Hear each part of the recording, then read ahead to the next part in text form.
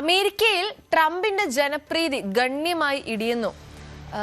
വാർത്താ ഏജൻസിയായ റോയിറ്റേഴ്സ് നടത്തിയ സർവേയിൽ 33% ട്രംപിന്റെ ജനപ്രീതി. പശ്ചിമേഷ്യൻ യുദ്ധവുമായി ബന്ധപ്പെട്ട് ഉൾപ്പെടെ വൈറ്റ് ഹൌസിന്റെ പ്രവർത്തനങ്ങളെ 64% പേർ എതിർക്കുകയാണ്. വാർത്തയുടെ കൂടുതൽ വിശദാംശങ്ങളുമായി ന്യൂസ് ഡെസ്കിൽ നിന്നും വി വിനോദാണ് നമ്മളോടൊപ്പം ചേരുന്നത്.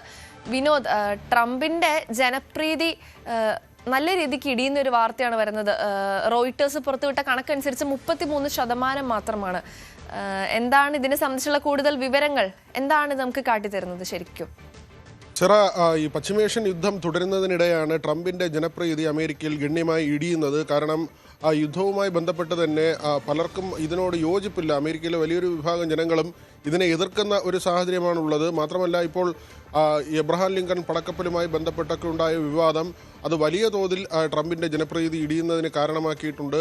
35% ഈ മാസം ആദ്യം ഇങ്ങനെ ഒരു സർവേ നടത്തുമ്പോൾ. അതാണിപ്പോൾ 33% ഇടിഞ്ഞിരിക്കുന്നത്. മാത്രമല്ല, നവംബറിൽ അമേരിക്കൻ സർക്കാരിൻ്റെ ഇടക്കാല ഹിതപരിശോധന വരികയാണ്. അവിടെ ട്രംപിന് നേരിട്ട് ബാധിക്കുന്ന ഒരു കാര്യമല്ലെങ്കിൽ പോലും തീർച്ചയായും അദ്ദേഹത്തിൻ്റെ ഭരണത്തെ ബാധിക്കുന്ന തരത്തിൽ തന്നെയാണ്, അല്ലെങ്കിൽ അതിൻ്റെ ഒരു പ്രതിഫലനമായി തന്നെയാണ് ഈ സർവേയെ കാണേണ്ടത്. ഇപ്പോൾ റോയിറ്റേഴ്സാണ് ഇങ്ങനെ ഒരു സർവേ നടത്തിയിരിക്കുന്നത്. ഇസ്രായേലിൻ്റെ താല്പര്യപ്രകാരം ഇങ്ങനെ ഒരു യുദ്ധത്തിലേക്ക് ചാടിപ്പുറപ്പെട്ടു എന്ന വികാരം തന്നെയാണ് പൊതുവിലുള്ളത്. മാത്രമല്ല, ഈ യുദ്ധം അമേരിക്കയ്ക്ക് വലിയ സാമ്പത്തിക ബാധ്യത ഉണ്ടാക്കിയിട്ടുണ്ട്. അവിടെ ഇന്ധനവില വർധന അടക്കമുള്ള കാര്യങ്ങൾ ജനങ്ങളെ അലട്ടുന്നുണ്ട്. കഴിഞ്ഞ തവണത്തെ ഈ സമയവുമായി താരതമ്യപ്പെടുത്തുമ്പോൾ ഗ്യാസിനൊക്കെ 27% വർധനയാണ് ഉണ്ടായിരിക്കുന്നത്.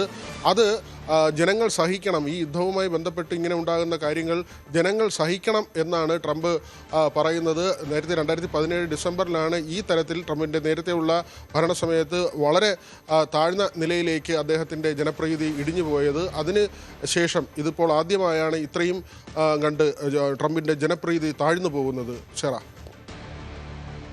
ശരി, ന്യൂസ് ഡെസ്കിൽ നിന്നും വി വിനോദാണ് വാർത്തയുടെ കൂടുതൽ വിശദാംശങ്ങൾ നമുക്ക് നൽകിയത്.